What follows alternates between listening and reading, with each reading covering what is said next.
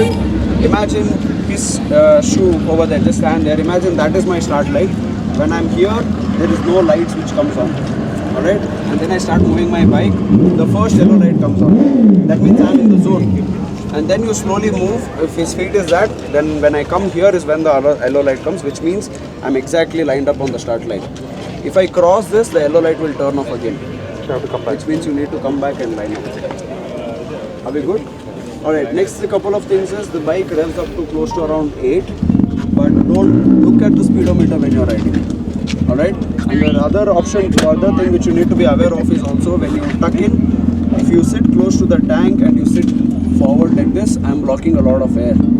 Right? So try to push yourself back and put like this so that you have a lot of preferably I'm looking at least 100 meters ahead. When I'm in the start line, I'm looking at least at 100 meters and then so on and so forth. Alright? So your prep for your start is make sure that your visor is closed. That's the most important thing which most of you guys forget. Have your bike on the first gear, and at this point of time, you see, just watch the suspension here. Just watch the suspension here.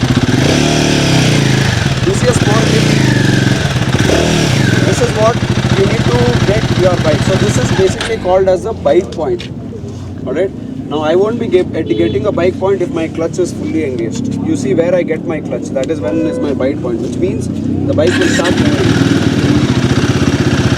Now the point where the bike starts moving is where I place. And then I lock so that I don't slowly move forward, continue to move forward. Alright? So get into a bike point where it's ready, have the brakes locked, slightly forward, look forward. Alright? Now you need to have a simultaneous input of releasing the brake and releasing the clutch both. Don't have your brakes locked when you're launching. The other thing is when you launch, I wouldn't prefer to have 4 fingers on the clutch or 4 fingers on the brake. Because after a point, so after this point, I'm not able to reach properly. See, after this point, my fingers try to slip. So if I hold 4, what I can do is, I do this. So I end up popping the wheelie, and then to control the wheelie, again you hold your clutch. So ideally have 2 fingers and somewhere to the edge of it. So you hold it here, somewhere in the edge, so that you can do a free release. Your brake and your clutch is not like the switch. It's not on and off.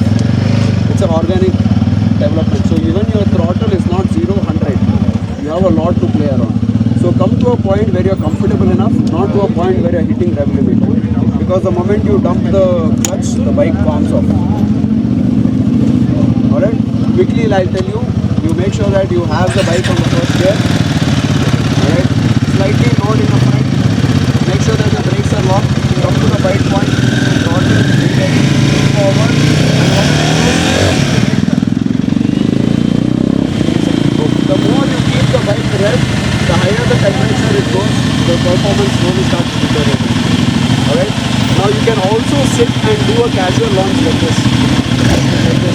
But the problem is when you do this, the front is not loaded. The moment I dump the clutch, the front will pop.